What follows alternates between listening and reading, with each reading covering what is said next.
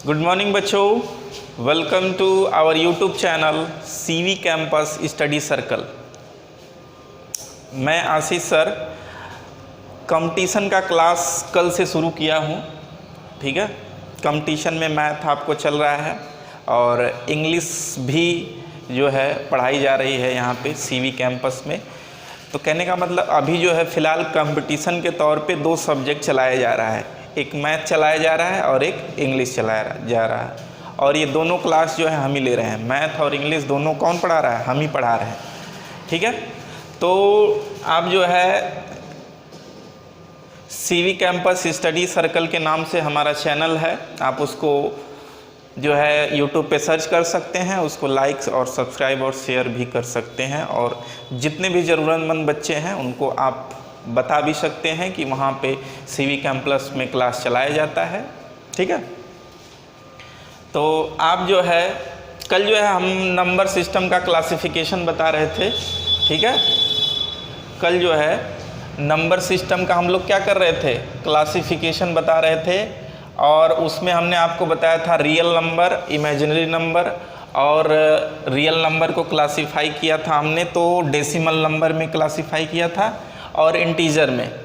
तो इंटीजर में देखिए हम यहाँ पे इंटीजर को क्लासिफाई किए हैं। इंटीजर मतलब क्या होता है? इंटीजर जो है वो तीन टाइप से होते हैं, एक पॉजिटिव इंटीजर होता है, एक ज़ीरो इंटीजर होता है और एक माइनस निगेटिव इंटीजर होता है।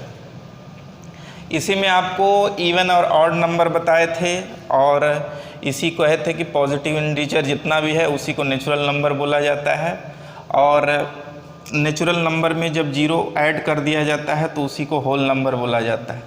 अब मैटर यहाँ पे ये था कि जैसे जीरो जो है, जीरो को लेके थोड़ा सा कन्फ्यूजन था कि जीरो जो है वो इवन नंबर है कि ऑड नंबर है।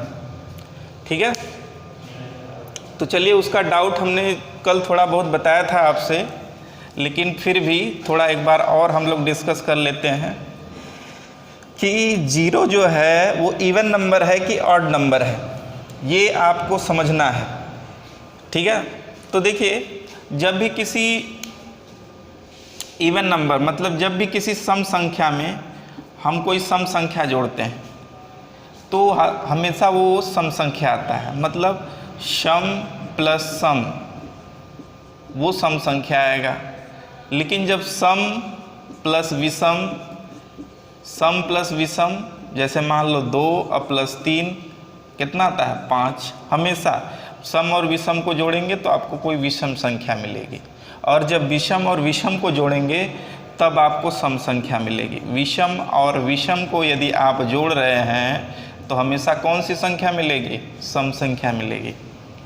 ठीक है, तो ये तीन मोटिव हैं, तो इसको तो फिलहाल छोड़िए, हमको डिसाइड करना है कि जीरो सम है कि विषम। तो सम के जगह यदि हम पहले जीरो को विषम मानते हैं तो यहाँ पे रखिए सम कोई संख्या रखिए और यहाँ पे विषम के जगह जीरो रखिए, क्योंकि जीरो आप विषम संख्या माने हैं। तब एक नंबर जो आ रहा है वो सम निकल के आ रहा है, जो कि इस इक्वेशन को या इस ये जो फैक्ट है इसको ये सेटिस्फाई नहीं कर पा रहा है। मतलब यहाँ पे जो है यदि हम जीरो को विषम के स्थान पे मान के उसके स्थान पे जीरो रख रहे हैं तो यहाँ पे हमको सम संख्या मिल रहा है, इसका मतलब जीरो जो है विषम नहीं होगा। यहाँ पे भी चेक कर लीजिए, कोई विषम संख्या लिख लीजिए, 3 और प्लस 0, विषम के जगह फिर हम जीरो लिखे हैं तो ये कितना आ रहा है? 3। जबकि दो विषम को जोड़ने पे क्या आता है? सम संख्या आया है, यहाँ पे क्या? विषम संख्या आया है। तो भाई देखिए हम आपको प्रूफ दे दिए सीधे, और इस तरीके से हमारे हिसाब से जीरो जो है वो एक सम संख्या है। ठीक है, चलिए, तो कहने का मतलब आप इसमें पढ़े पूर्णांक में पढ़े धनात्मक पूर्णांक, जीरो, ऋणात्मक पूर्णांक, सम संख्या, विषम संख्या। ठीक है, अब चलिए जो है ना धनात्मक पूर्णांक को जो है ना हम डिवाइड करते हैं। धनात्मक पूर्णांक जितने भी है ना उसको हम अब, ठीक है, चलिए धनात्मक पूर्णांक देखो, धनात्मक पूर्णांक को भी हम 3 भाग में डिवाइड कर सकते हैं। धनात्मक पूर्णांक में एक होता है जिसको बोलते हैं अभाज्य संख्या और एक को बोलते हैं अभाज्य संख्या।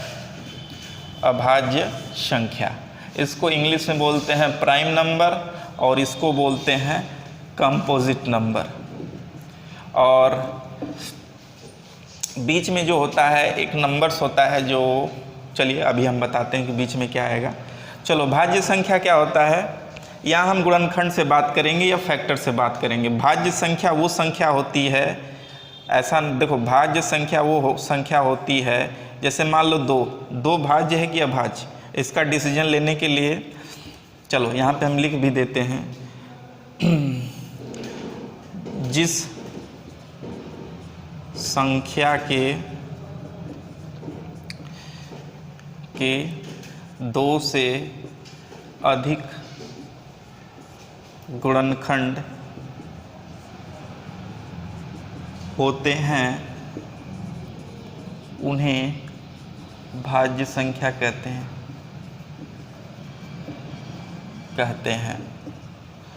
ठीक है, भाज्य संख्या the number which have more than 2 factors. Factors मतलब गुणनखंड। तो कोई नंबर है जिसके 2 से अधिक फैक्टर हों, उनको आप कौन सी संख्या में रखेंगे, कौन से कैटेगरी में, आप उसको जो है भाज्य की कैटेगरी में रखेंगे। जैसे 4 के गुणनखंड। अब गुणनखंड का मतलब क्या होता है, गुणनखंड का मतलब होता है कोई भी संख्या है उसका गुणनखंड ज्ञात करना हो तो उसको इस तरीके से तोड़िए। ठीक है, कैसे, इसको किससे तोड़ेंगे, 2 से, तो 2 से कटेगा तो ये आएगा 2 दूना 4, इसको फिर 2 से काटो तो 1 आएगा। तो इसके फैक्टर ये होंगे 1 गुणे 2 गुणे 2। ठीक है, तो इसके कितने गुणनखंड हुए, इसको तो आपको तोड़ के छोटा छोटा किए हैं। अब देखो, इसको गुणनखंड, इसका गुणनखंड 1 होगा, फिर एक इसका गुणनखंड 2 होगा, और ये एक 4 भी होगा। ठीक है, तो कहने का मतलब है गुणनखंड मतलब फैक्टर मतलब कि 4 वे संख्याएं जो 4 को काट दे। 4 को काटने वाली संख्याएं कौन कौन सी, एक तो 1 से तो सारी संख्या कटती हैं, फिर उसके बाद 2 है, 2 से भी संख्या कटती है, 2 से भी 4 कटता है और 4 से भी 4 कटता है। तो यहाँ पे 4 के कितने गुणनखंड हैं, 4 के 3 गुणनखंड हैं। तो 4 के 3 गुणनखंड हैं, तो आप कहेंगे कि 4 जो है 4 के 2 से अधिक गुणनखंड हैं, जिसकी वजह से ये कौन सी संख्या होगी, 4 भाज्य संख्या होगी। जैसे हमने ले लिया 9 के कितने गुणनखंड हैं, 1 3 भी होता है, 1 9 भी होता है। ये देखिए 6 ले लो, 6 का 1 ले लो, 2 ले लो, 3 ले लो और 1 6 भी होता है। तो देखिए 2 से अधिक है, 9 के भी 2 से अधिक हैं, 6 के भी 2 से अधिक हैं। तो इस हिसाब से ये सारी संख्याएं कौन सी संख्या की कैटेगरी में रखा जाएगा, इनको आप भाज्य संख्या बोलेंगे।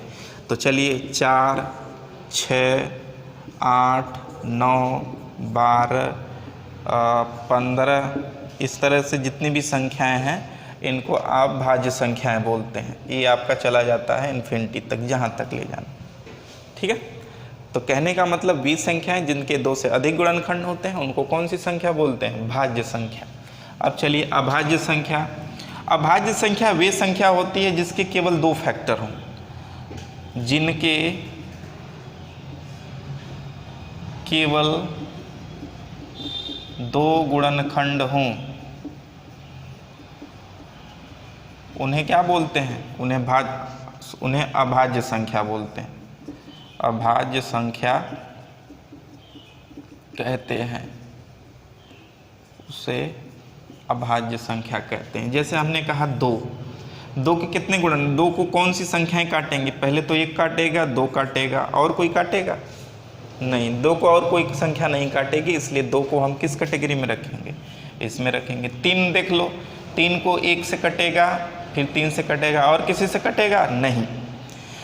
5 ले लो, 5 1 से कटेगा, 5 से कटेगा, और किसी से कटेगा नहीं कटेगा। 7 ले लो, 1 से कटेगा, और किससे कटेगा, 7 से कटेगा, और किसी से कटेगा नहीं कटेगा। तो ये सब जो है संख्याएं जो हैं 2 3 5 7 11 13, ठीक है, 17 19 डॉट आप ले सकते हैं अनंत तक, इनको जो है हम अभाज्य संख्या बोलते हैं। ठीक है, तो अभाज्य संख्या इनको क्यों बोला जाता है, क्योंकि इनके केवल 2 गुणनखंड हैं। देखो 2 गुणनखंड का मतलब कि ये केवल 2 संख्याओं से ही कट सकती हैं। एक तो 1 से कटेंगी और वो खुद से, दूसरी संख्या कौन होगी, वो खुद से कटेगी और एक 1 से कटेगी। ठीक है, तो इसीलिए इनको अभाज्य संख्या बोला जाता है और इनको भाज्य संख्या। इनके 2 से अधिक गुणनखंड होते हैं और इनके केवल 2 गुणनखंड होते हैं। अब मैटर आता है 1 का। 1 जो है वो भाज्य संख्या है कि अभाज्य संख्या। तो ये जान लीजिए 1 न तो भाज्य है, न तो भाज्य न तो अभाज्य। 1 को न तो भाज्य माना जाता है और न ही अभाज्य माना जाता है। क्यों? क्योंकि 1 के यदि आप 2 गुणनखंड करेंगे तो 1 1 1 ही होगा। तो कहाँ इसके 2 हुए? 1 1 ही तो हुआ। ठीक है, इसलिए 1 जो होता है 1 न तो भाज्य की कैटेगरी में रखा जाता है और न ही अभाज्य की कैटेगरी में। ये चीज़ याद रखिए। सबसे छोटी अभाज्य संख्या 2, सबसे छोटी भाज्य संख्या 4। ये याद रखिए, ये पूछा जाता है कभी कभी सवाल कि सबसे छोटी अभाज्य संख्या कौन है और सबसे बड़ी, सबसे छोटी जो है वो भाज्य संख्या कौन है। तो सबसे छोटी जो भाज्य संख्या है वो 4 है। ठीक है, बाकी 1 2 3 का मैटर आप छोड़ दीजिए। यहीं से शुरू होती है भाज्य संख्या की सीरीज। अब बाकी आगे जितना तक आप लेकर जाना चाहें। ठीक है, चलिए इसको नोट करो, होगा। ठीक, चलिए देखते हैं अभाज्य संख्या। अभाज्य संख्या क्या होती है? मतलब होता है साथ में। ठीक है, तो इसमें होता है अभाज्य संख्या वे संख्याएं होती हैं, मतलब 2 जो कि समूह में होती हैं। कहने का मतलब 2 संख्याओं का ऐसा समूह जिसमें दोनों संख्याएं क्या हो? अभाज्य हो। जैसे मान लो हमने कहा 2 और 3 ये एक पेयर में लिए, तो क्या ये दोनों अभाज्य नहीं है? इसीलिए अब इन दोनों को क्या बोला जाएगा? अभाज्य बोला जाएगा। जैसे 3 और 5 ये क्या हो जाएगा? अभाज्य हो जाएगा। फिर उसके बाद 5 और 7, ठीक है, 2 और 7, ठीक है। तो ये सारी की सारी अभाज्य संख्याएं। देखो, जब 2 अभाज्य संख्याओं को एक पेयर में या एक साथ लिया जाता है तब उनको अभाज्य संख्या कहा जाता है। ठीक है, आई बात समझ में? चलिए, अब जो है अभाज्य का मेन कंसेप्ट आपको एलसीएम एचसीएफ में मिलेगा। ये बहुत ही बढ़िया कंसेप्ट है अभाज्य संख्या का। ठीक है, देखिए नंबर सिस्टम जितना बढ़िया पढ़ेंगे आपके 2-3 चैप्टर्स बहुत उतने अच्छे होते जाएंगे। नंबर सिस्टम पढ़ेंगे तो आपका एलसीएम एचसीएफ वो भी चैप्टर, इसका कंसेप्ट बहुत ज़्यादा यूज हुआ है वहाँ पे, क्योंकि एलसीएम एचसीएफ में भी नंबर का बहुत सारा खेल है। उसमें डिविजिबिलिटी रूल मतलब विभाज्यता नियम का भी बहुत रोल है। ठीक है, और देखिए जैसे मान लीजिए ये जो आप वर्गमूल घनमूल ये सब निकालते हैं, इसमें भी आपको सब बहुत अच्छा खासा रोल ये सब नंबर सिस्टम्स का है। और घातांकरणी में भी सब सारा यूज होता है। ठीक है, तो ये सब आप पढ़िए इसको बढ़िया से। और फ्रैक्शन में तो मान लीजिए होता ही होता है। चलो, परिमेय संख्या। परिमेय संख्या क्या होता है? परिमेय संख्या वे संख्या होती हैं जिनको p/q के रूप में लिखा जा सके।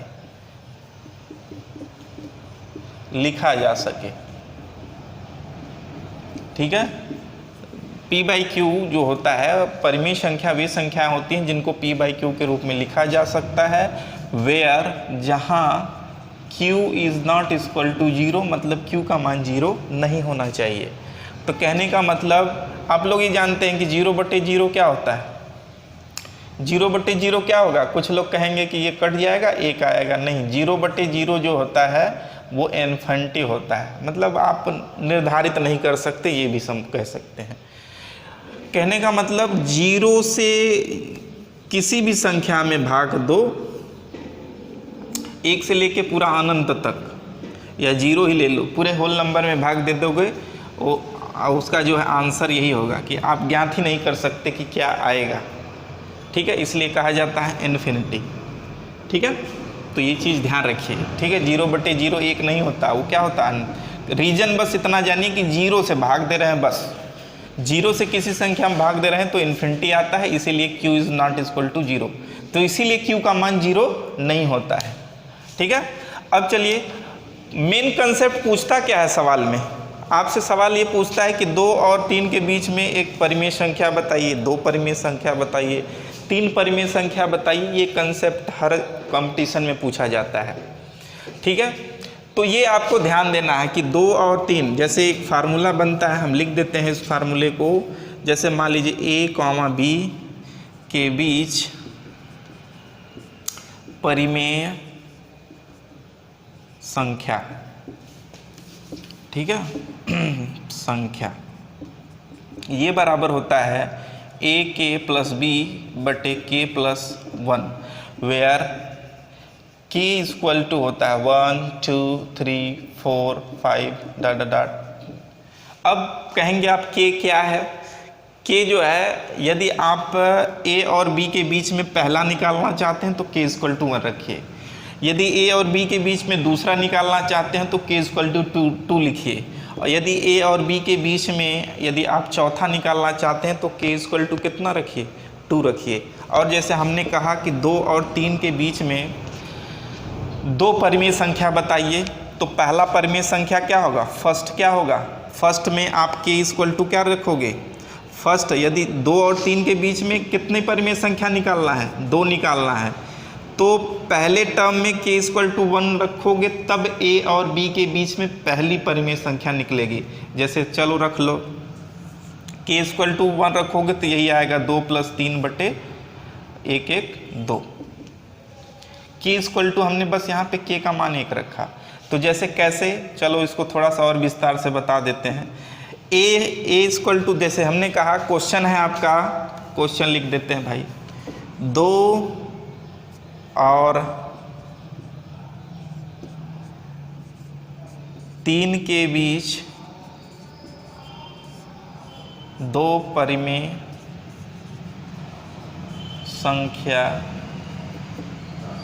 ज्ञात कीजिए। ये क्वेश्चन है। इंग्लिश वाले सुन सकते हैं, find the 2 rational number between 2 and 3। English वालों के लिए ये सवाल है, find the 2 rational numbers between, find the 2 rational number between A and, sorry, ठीक है, find the 2 rational number between 2 and 3। ये आपको बताना है, ठीक है। तो चलिए, तो 2 निकालना है तो पहले के बराबर 1 रखेंगे, तो ए और बी के बीच में पहली परिमेय संख्या निकलेगी। यदि के बराबर 1 रखेंगे तो, ठीक है, तो रखिए के बराबर 1। तो ए का मान कितना है? यहाँ पे देखो, ए का मान ये ए होगा और ये बी होगा। तो यहाँ पे ए बराबर 2 और बी बराबर कितना होगा? 3 होगा। तो रख लीजिए वैल्यू। तो 2 × 1 + 3 अब बटे 1 + 1, ठीक है। अभी कितना आ गया? 2 का 1 में गुणा करोगे 2 + 3 अब बटे 1 1 2, ये हो गया 5/2। तो ये कितना आ गया? 5/2। ये पहली होगी परिमेय संख्या, या इसको 2.5 भी बोल सकते हो, कोई मैटर नहीं, ठीक है। तो पहली हो गई। अब दूसरा निकालना है, ये तो फर्स्ट हो गया। अब दूसरा निकालना है, 2 और 3 के बीच में दूसरी परिमेय संख्या निकालना है, तो क्या करोगे? 2 × के का मान क्या रखोगे? के का मान 2 रखोगे, तब दूसरी संख्या आएगी। तो के बराबर देखो 3 अब बटे 2 + 1, ये आ गया आपका 2 दूना 4 3 7/3। ये आपकी आ गई दूसरी परिमेय संख्या, ठीक है। ऐसे ही निकालना है आपको, ठीक है। कोई भी पूछे, ये क्वेश्चन पूछना ही पूछना है, जान लीजिए। ऑप्शंस में ऑप्शनल हर जगह पूछा जाता है नॉर्मली, ठीक है, क्योंकि ये बड़ा इजी कंसेप्ट है। इसको थोड़ा सा हमने आपको इजी तरीके से बताया है, इसको समझने की कोशिश करिए। और इस पे जो है थोड़ा सा सवाल, आप कोई भी बुक, कंपटीशन का बुक उठाइए और इसमें नंबर सिस्टम में जाइए और ये सब सवाल देखिए, ये सब सवाल लगाने की कोशिश करिए। और कोई प्रॉब्लम है तो आप कमेंट कर सकते हैं, या फिर हाँ कमेंट ही करिए। अभी व्हाट्सएप ग्रुप अभी नहीं बनाए हैं, बना देंगे तो उसमें भी आप संपर्क कर सकते हैं। चलिए, तो ये चीज़ें समझ में आई। कहने का मतलब कोई भी संख्या यहाँ पे ले 4 और 5, या आपसे, चलिए एक दूसरा क्वेश्चन हम इसको करके दिखा देते हैं इस पे, ताकि आपको थोड़ा सा आसानी हो। अब जैसे हमने कह दिया आपसे कि 1/2 और 1/3 के बीच 2 परिमेय संख्या ज्ञात कीजिए। Find the 2 rational number between 1/2 and 1/3। ये दूसरा क्वेश्चन है आपका, इससे पहले वो पहला क्वेश्चन था। अब कहोगे कि ये भिन्न में दे दिया है, बड़ा कठिन होगा सर जी, क्या करेंगे? ठीक है, तो चलिए इसको हम लोग करके देखते हैं, ठीक है। अब देखो क्या होगा, यहाँ पे k = 1 रहेगा। यदि 1/2 और 1/3 के बीच में पहला निकालना है तो आप क्या करेंगे, पहले इसको रखेंगे k बराबर 1, k बराबर 1 रखेंगे और यहाँ पे a बराबर कितना हो जाएगा 1/2 और b बराबर 1/3। तो रखो 1/2 गुणे 1 प्लस 1/3 अब बटे 1/2 सॉरी k = 1 + 1, 1 + 1 हो जाएगा। तो ये आ जाएगा आपका, इसको a हो जाएगा 1/2 प्लस 1/3 अब बटे 2। ठीक है, तो 1/2 और 1 ये आपका, यहाँ से आप क्या करेंगे, इसको कैसे सॉल्व करोगे, 1/2 प्लस 1/3 को, इसका एलसीएम लोगे 6, 3 और 2 का एलसीएम कितना होगा 6। ठीक है, इसके नीचे 2 लिख लीजिए आप। तो एलसीएम लोगे तो यहाँ पे 2 से भाग दोगे तो 2 3 6, तो यहाँ पे 3 आ जाएगा और यहाँ पे 3 से इसमें भाग दोगे, 2 का 1 से गुणा करोगे तो 2 आ जाएगा। तो ये हो जाएगा 5/6/2। अब इसको कैसे करेंगे, जैसे मान लीजिए ये पता नहीं चल रहा है तो आप इसके नीचे भी 1 लिख सकते हैं। तो आप इसको 5/6, भाग जब ऊपर जाता है तो गुणा हो जाता है लेकिन ये उलट जाता है, तो ये 2/1 है तो 1/2 हो जाएगा, तो 5/12 हो गया। ठीक है, ये 5/12 हो गया। तो चलिए हमने जो है a और b के बीच में, मतलब 1/2 और 1/3 के बीच में पहली परिमेय संख्या निकाला जो कि 5/12 था। ठीक है, अब ये दूसरा निकालना है तो आप k बराबर क्या रखोगे, 2 रखोगे। तो आप इस तरीके से रख लीजिए, गुणे 2 अब प्लस 1/3 अब बटे 2 + 1। ठीक है, अब ये देखो 1/2 × 2, ये 2 से कट जाएगा, आएगा 1 + 1/3। तो इसको करो 3 × 1 = 3 × 4/3 हो जाएगा और यहाँ पे /3 हो जाएगा। देखो, तो अब इसको उल्टा करोगे तो क्या हो जाएगा, ये 4/3 रहेगा और इसको ऐसे करके ले जाओगे तो ये भाग है तो ऊपर गुणा हो जाएगा तो ये बदल जाएगा। ठीक है, तो ये हो जाएगा 4 का 1 में गुणा करोगे 4 और 3 का 3 में गुणा करोगे 9, तो ये 4/9 अगली परिमेय संख्या हो जाएगी। ठीक है, आप जो है ऐसे निकाल सकते हो। ठीक है, ये है मतलब a और b के बीच जो है, मतलब आप 2 निकाल सकते हो, 3 निकाल सकते हो, या डायरेक्ट पूछे कि तीसरी पूछे तो k बराबर 3 रख के डायरेक्ट तीसरा निकाल सकते हो। तो ये तरीका है आपसे करने का। और देखिए अधिक से अधिक कंसेप्ट जो है वो परिमेय संख्या से ही पूछता है, अपरिमेय संख्या से बहुत कम पूछता है। परिमेय संख्या देखिए हमने डेसिमल में भी बताया था परिमेय संख्या कौन है, और पूर्णांक में भी बताया था। सब पूर्णांक, सारे के सारे पूर्णांक जितने भी हैं उसमें भाज्य ले लो, अभाज्य ले लो। ठीक है, वो सारे के सारे जो हैं परिमेय संख्या ही हैं, सब के सब।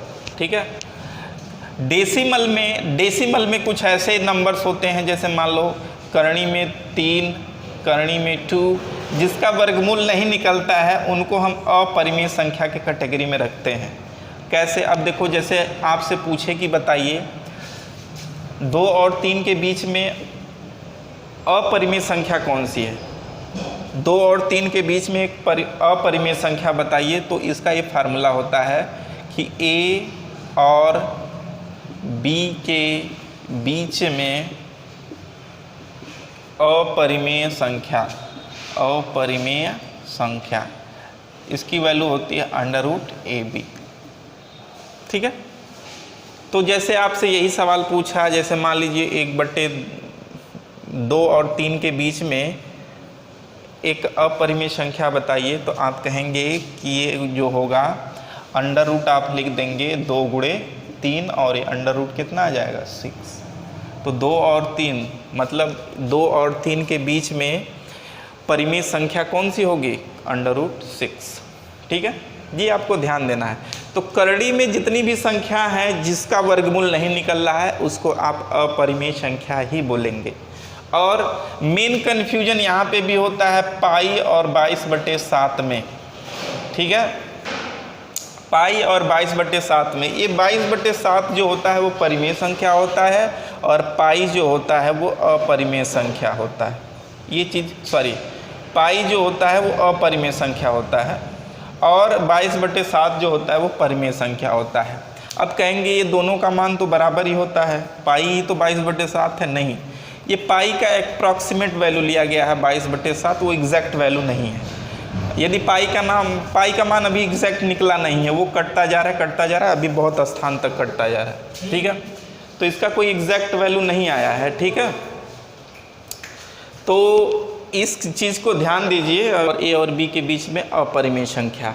तो ये जो फार्मूला है ये बहुत इम्पॉर्टेंट है, ये दोनों का आप दोनों जो है सर्च कर सकते हैं, और ये भी फार्मूला जो है बहुत इम्पॉर्टेंट है, ये आप दोनों इस पे ध्यान दीजिए और इस पे जो है सवाल थोड़ा सा लगाइए, ठीक है। थोड़ा सा और कुछ इसमें क्लासिफिकेशन में आई होप सो थोड़ा बहुत जो भी बचा है, इसके बाद जो है कल से हम लोग जो है विभाजिता नियम पढ़ेंगे, डिविजिबिलिटी रूल ऑफ नंबर्स, ठीक है। करने देते हैं। Thanks for watching.